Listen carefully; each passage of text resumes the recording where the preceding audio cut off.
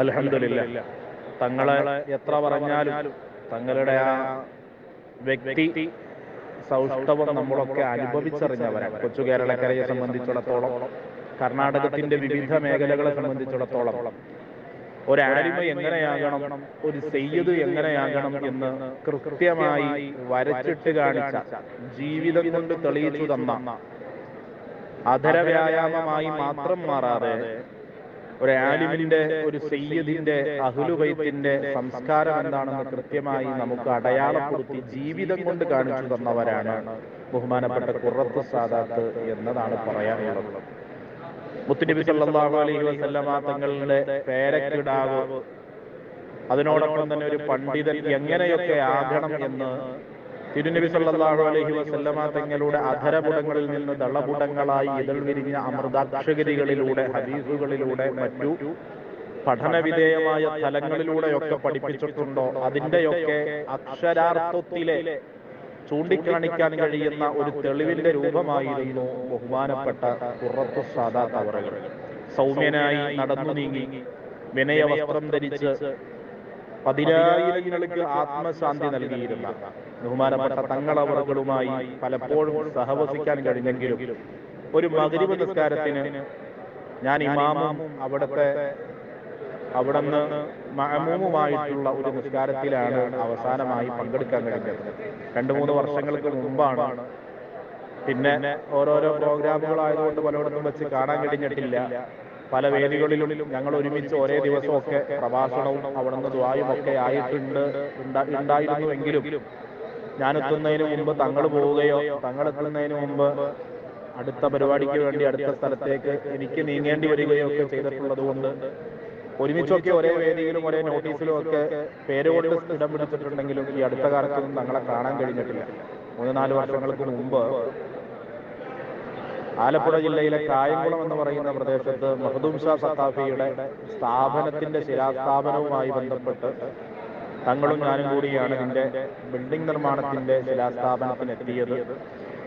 ആ ശിലാസ്ഥാപനവുമായി ബന്ധപ്പെട്ട് അന്ന് എത്തിയപ്പോൾ കാപ്പിൽ ഷരീഫ് സഖാഫിയുടെ വീട്ടിൽ ഞങ്ങൾ ഒരുമിച്ച് മഗ്‌രിബ് നിസ്കരിക്കുകയും ഭക്ഷണം കഴിക്കുകയും അതുമായി ബന്ധപ്പെട്ട കാര്യങ്ങളിൽ സംസാരിച്ചിരിക്കുകയൊക്കെ ചെയ്തു. ഇന്ന് തങ്ങൾ മഗ്‌രിബ് നിസ്കാരം കഴിഞ്ഞ് ധാരാളം സുന്നത്ത്, 2 അല്ല 4 അല്ല 6 അല്ല സുന്നത്ത് ഇങ്ങനെ അനുകരിച്ച് നിസ്കരിക്കുന്നത് കണ്ടപ്പോൾ ഒരു സമൂഹം മുഴുവനും അവിടത്തെ കാത്തു നിൽക്കുന്നു, തിരക്കാണ്. പക്ഷെ അതിനിടയിൽ പോലും താൻ ചെയ്യേണ്ട പടച്ചറബിനോടുള്ള ചില അനുധാവന ബാധ്യതകളും കടമകളും അത് കൃത്യമായി നിർവഹിക്കുന്ന ഒരു രംഗം കണ്ടപ്പോൾ അവിടുത്തെ ഇബാദത്തിനോടുള്ള ലദ്ദത്ത് എത്ര വലുതാണെന്ന് മനസ്സിലാക്കാൻ കഴിയും.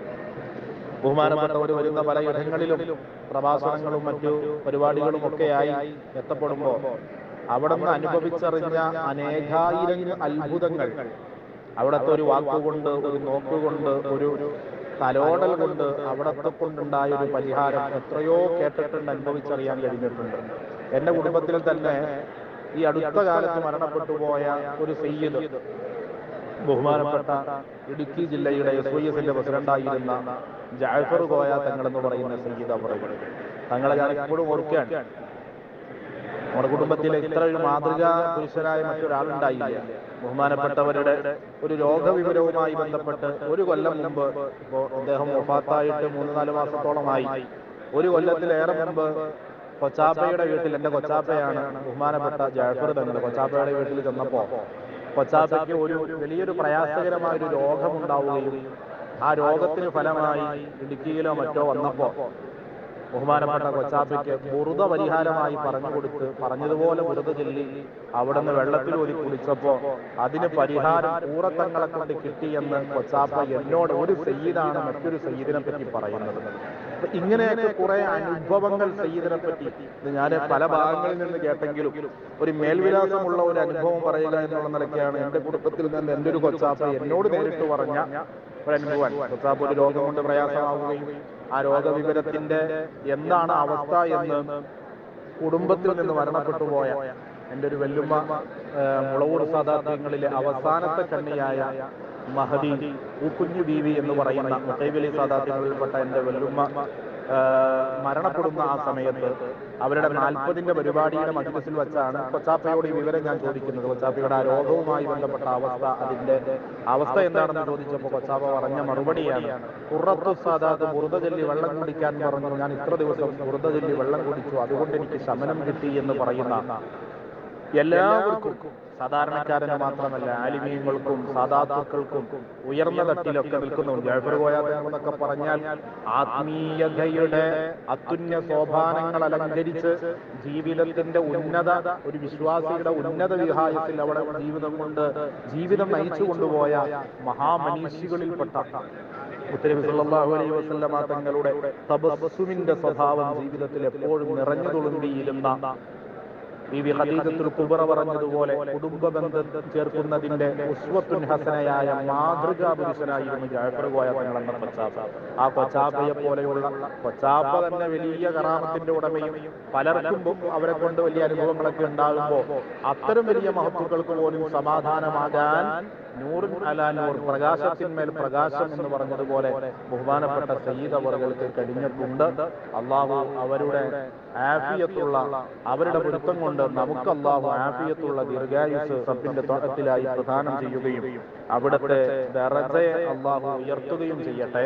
അവരോടൊപ്പം സ്വർഗത്തിലെത്തി ആദരവായ പുന്നാര നബിയുടെ ചാര നിന്ന് സ്വർഗീയ സുഖത്തിന്റെ പരമാനന്ദം പടച്ച റബ്ബിന്റെ തിരുദർശനം കിട്ടാൻ അവരുടെ സ്മരണകൾ ഇത്തരം കാര്യങ്ങളൊക്കെ കാരണമാക്കട്ടെ. ഇതിന് കാരണമായ സിറാസിന് അള്ളാഹു ബർക്കത്ത് ചെയ്യട്ടെ. സിറാസിന്റെ നാട്ടിൽ ദുഃഖഹൽഖ നടക്കുന്നു, മറ്റെന്തെല്ലാമോ ഒക്കെ പരിപാടികൾ നടക്കുന്നതായി കഴിഞ്ഞു. അതിലൊക്കെ കൂടുന്ന ആളുകൾക്ക് ഖൈറിന്റെ അബ്വാബുകൾ പടച്ച റബ്ബ് തുറന്നു കൊടുക്കട്ടെ എന്ന് ദുആ ചെയ്യുകയാണ്. വമാ അഫ്ലഹ വമൻ അഫ്ലഹ ഇല്ലാ ബിസുഹ്ബത്തി മൻ അഫ്ലഹ.